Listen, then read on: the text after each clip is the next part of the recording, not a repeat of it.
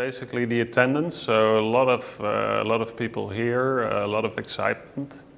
In general, a lot of positivity, many projects coming up. So that was good to see. I mean, in the last couple of years, it hasn't been like that, and that was exciting.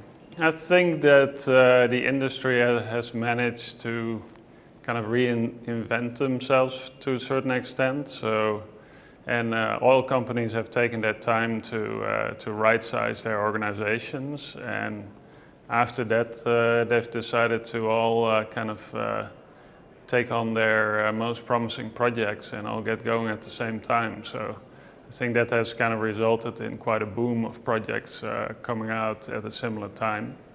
And we just have to deal with that as an industry.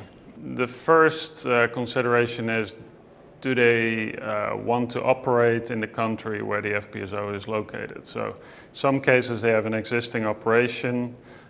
In some cases that may be a political driver to want to operate in country. So if their end game is operating the unit, obviously you have to look at a contracting model where you will be the end operator. So that's one thing. I think that's an important consideration. Another thing is, do you want to use company specifications, so oil company specifications or contractor specifications? So that's, in case you want to operate, the oil company wants to operate themselves, they would not always accept contractor specifications, although it's becoming more normal that they do that. So that's an important thing. And then after that, it's all about financing. So the contractor themselves, they need to provide guarantees, right? So they have to kind of look at what's the strength of their partner group.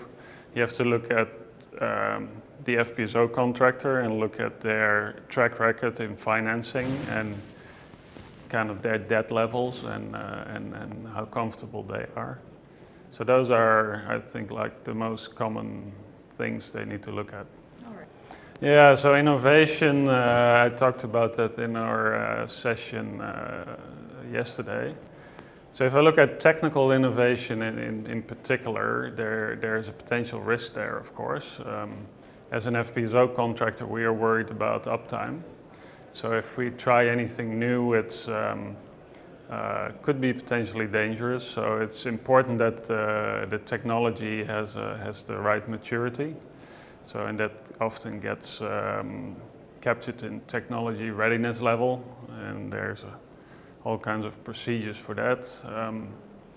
And I think it's important that if a new technology gets introduced that kind of makes a project viable, so really a necessary technology, that oil company and a contractor share the risk. So if as a contractor we need to take all the risk for new technology, we will want to cover ourselves for that. So that will potentially drive up the cost. So if there's kind of a risk sharing there, I think that's a way to kind of control the cost and work through it together.